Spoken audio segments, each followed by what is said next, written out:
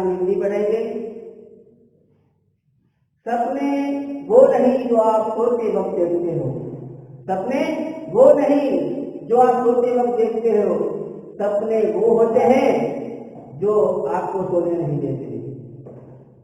सपने वो होते हैं जो आपको सोने नहीं देते। ये जो शब्द है, ये पंक्तियां हैं, वो हमारे जाने माने वैज्ञानिक और हमारे पूर्व राष्ट्रपति अब्दुल कलाम साहब के हैं। तो इस एकम का साहित्य प्रकार है साक्षात्कार। जब डॉक्टर कलाम साहब राष्ट्रपति पर नियुक्त थे, तब उन्होंने स्कूलों में, कॉलेजों में, IIM इंस्टीट्यूट में भी जाकर उन्होंने बच्चों के साथ कई प्रकार की बातें की। जिज्ञासा जागे स्टूडेंट विद्यार्थियों में, ऐसी कई प्रकार की उन्होंने बातें की। ऐसा ही एक क्रम है सवाल बालमन के जवाब डॉक्टर कलाम के।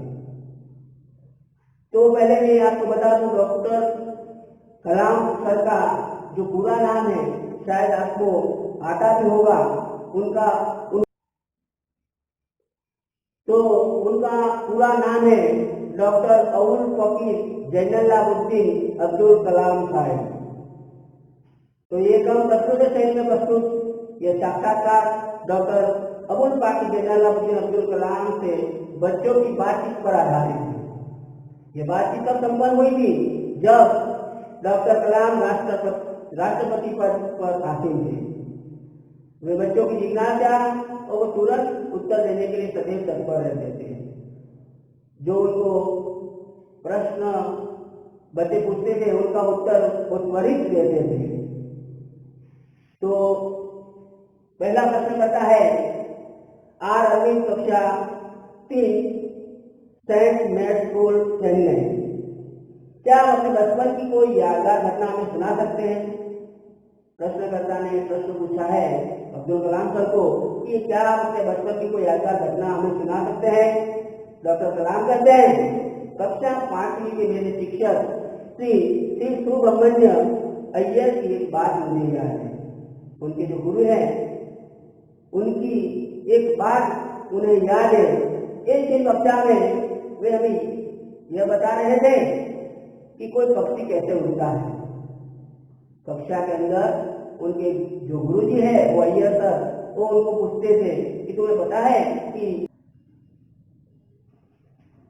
तो उन्होंने रामेश्वर के समुद्र तट पर ले जाकर इसका जीवंत उदाहरण दिया।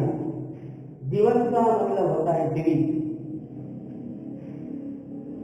वह ऐसी यादगार घटना थी जो मेरे मन मस्तिष्क में हमेशा के लिए बैठ गई। इससे मुझे आगे विज्ञान पढ़ने की प्रेरणा मिली। प्रेरणा का मतलब होता है प्रोत्साहन।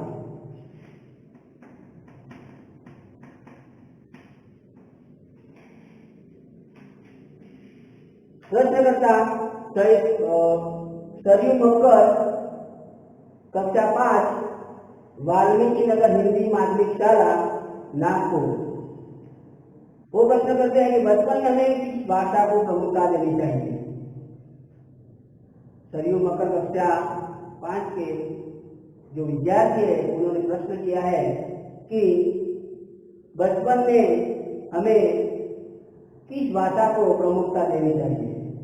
डॉक्टर कलाम सर उनका उत्तर देते हैं मैंने स्वयं माध्यमिक शिक्षा तक की पढ़ाई अपनी मातृभाषा के माध्यम से पूरी की है।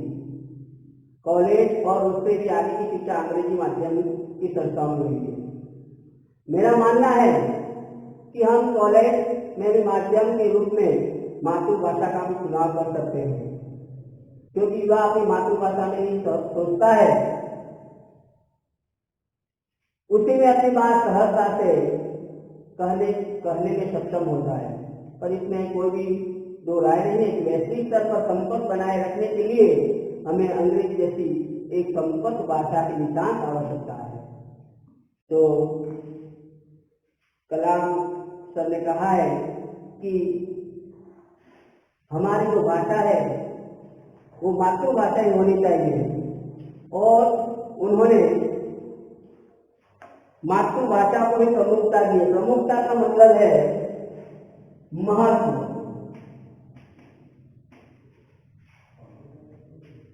और एक दूसरा शब्द आया है, उसी में अपनी बात सहजता से कहने में सक्षम होता है। सहजता यानी कि आसानी से।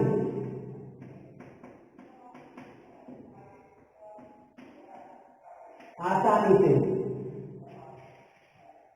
और एक दूसरा शब्द यहाँ पे आया है कि वैश्विक स्तर पर संपर्क के लिए हमें अंग्रेजी जैसी संपर्क भाषा की नितांत आवश्यकता है। नितांत का मतलब है अत्यंत।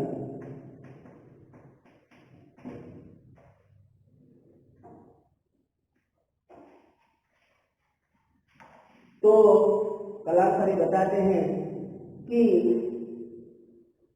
जो भी व्यक्ति, जो भी विद्यार्थी जिस प्रांत से आता है, वो प्रांत की जो भाषा है उसमें उसे ज्यादा पता चलता है, वो अपनी बात सहजता से कर सकता है। इसीलिए कलाम सर कहते हैं कि जो शिक्षा है वो अपनी मातृभाषा में होनी चाहिए।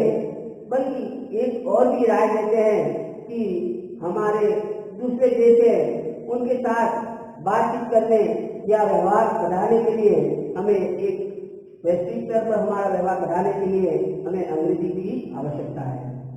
प्रश्नकर्ता हर्ष पटेल, कक्षा 5, चंदूलाल विद्या मंदिर, मुंबई।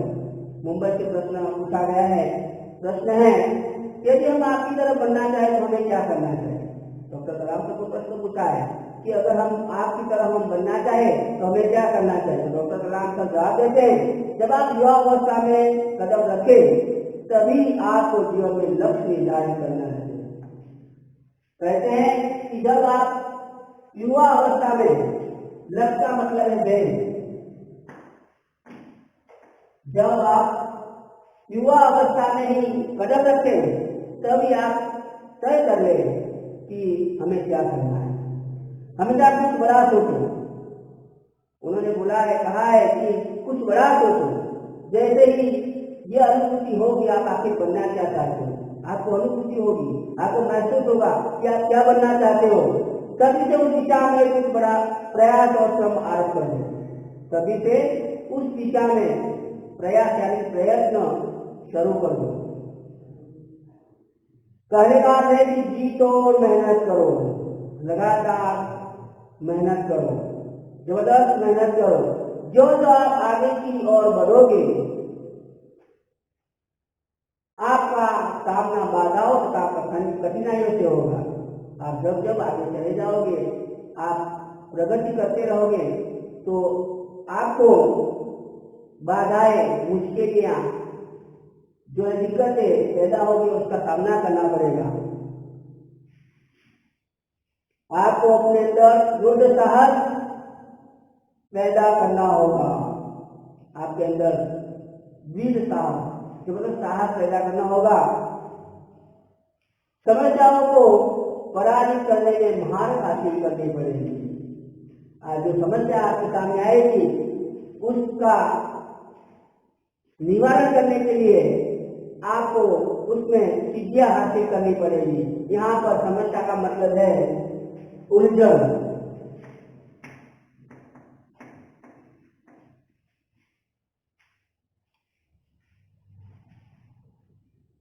तो तभी जीवन में आप सफल हो पाओगे।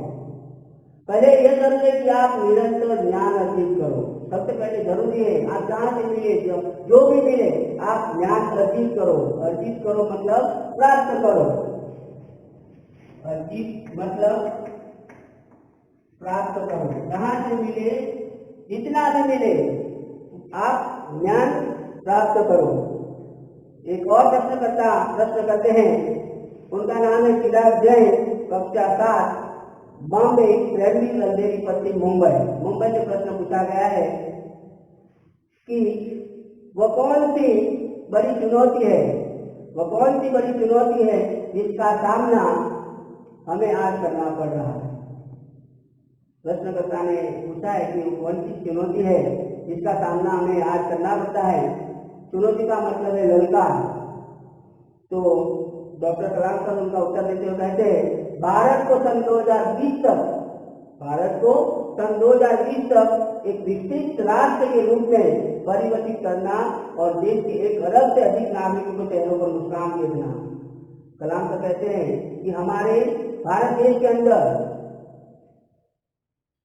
1 अरब से भी अधिक नागरिक हैं।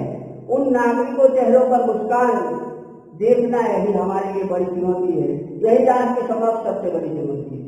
इस देश के लिए, इस राष्ट्र के लिए सबसे बड़ी चुनौती यही है कि 1 अरब से भी ज्यादा जो लोग हैं उनके चेहरे पर मुस्कान हमें देखनी है। ये हमारे लिए चुनौती है। और एक और प्रश्नकर्ता प्रश्न पूछते हैं। प्रश्नकर्ता हर्षांजक, कक्षा 7, डॉक्टर एस राधाकृष्ण विद्यालय, मलाड, मुंबई से प्रश्न पूछा गया है। प्रश्न ये है कि आपकी दृष्टि में साहस की परिभाषा क्या है। कलाम साहब बोलते हैं कि प्रश्नकर्ता को उत्तर देते हुए कि अपनी जान की परवाह किए बिना दूसरों को संकट या आपदा से बचाना ही साहस है। परिभाषा का मतलब है, चुनौती का मतलब उन्हें लिखा है तो लिख लेते हैं ललकार, और परिभाषा का मतलब है व्याख्या। परिभाषा का मतलब है व्याख्या। तो डॉक्टर कलाम साहब कहते हैं कि अपनी जान की परवाह किए बिना दूसरों को संकट या आपदा से बचाना ही साहस है। आपदा मतलब मुसीबत, आपदा मतलब मुसीबत।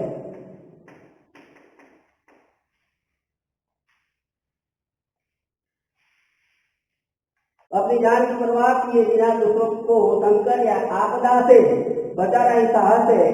प्रश्नकर्ता तरुण पटेल, कक्षा 8, स्वामीनारायण इंडिपेंडेंट स्कूल, लंदन से प्रश्न पूछा गया है। हम प्रवासी भारतीय मातृभूमि के प्रति गर्व की भावना कैसे विकसित करें। दूसरे देश में जो प्रवासी भारतीय है वो अपने मातृभूमि की ओर गर्व कैसे करें, कैसे भावनाओं से प्रकट करें। तो डॉक्टर कलाम ने कहा है, भारतीय मूल का कोई भी व्यक्ति एक बृहद भारतीय परिवार का है। बृहद यानी कि विशाल, बृहद यानी कि विशाल, बड़ा।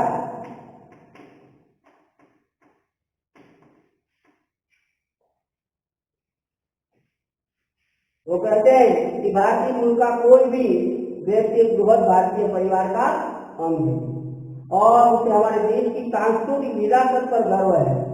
और जो भारतीय मूल का कोई भी व्यक्ति है वो एक भारतीय विशाल परिवार का एक अंग है और उसे हमारे देश की सांस्कृतिक विरासत पर, हमारी जो सांस्कृतिक विरासत है उन पर गर्व होना चाहिए। विरासत का मतलब है धरोहर। विरासत का मतलब है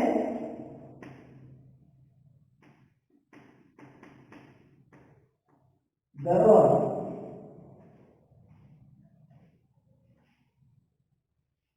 सौभाग्य से आप लोग ऐसी स्थिति में हैं कि अपनी मातृभाषा से अच्छी तरह से जुड़े हुए हैं। कलाम साहब कहते हैं कि आपका सौभाग्य है कि आप मातृभूमि से जुड़े हुए हैं और यही आपके लिए गौरव की बात है। और आपके लिए यही गौरव की बात है। एक प्रश्नकर्ता और प्रश्न पूछता है डॉक्टर कलाम साहब को, देखते हैं। प्रश्न है, सत्यम, कक्षा 10, जिला स्कूल, मुंगेर से प्रश्न पूछा गया है।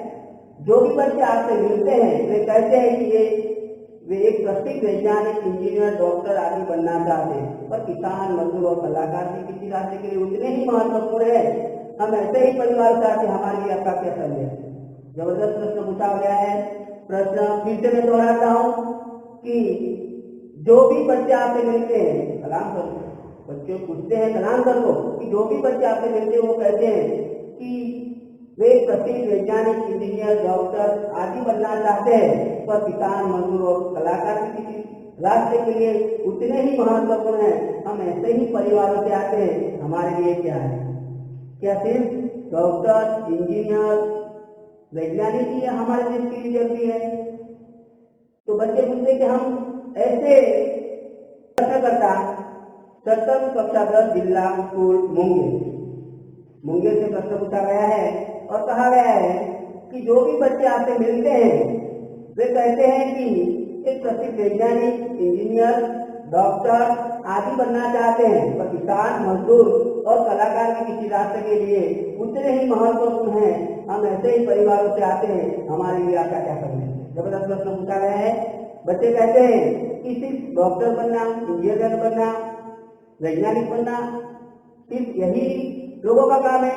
मजदूर है, जो कलाकार है, दस्तकार है, उनका कोई काम नहीं। तो कलाम सर कहते हैं कि ऐसे ही परिवारों से हम आगे, तो हमारे लिए क्या संदेश है। डॉक्टर कलाम कहते हैं किसान, मजदूर, कलाकार और दस्तकार। वो कहते हैं कि किसान, मजदूर, कलाकार और दस्तकार। दस्तकार का मतलब है शिल्पकार।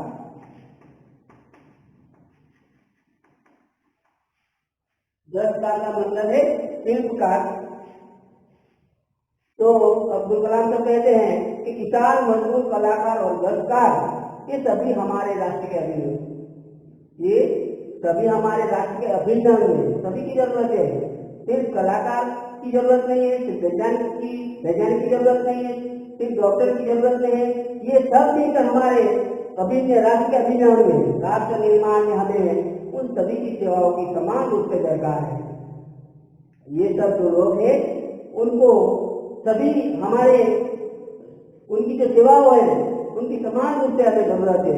यहाँ पे दरकार शब्द आया है, दरकार का मतलब है जरूरत है।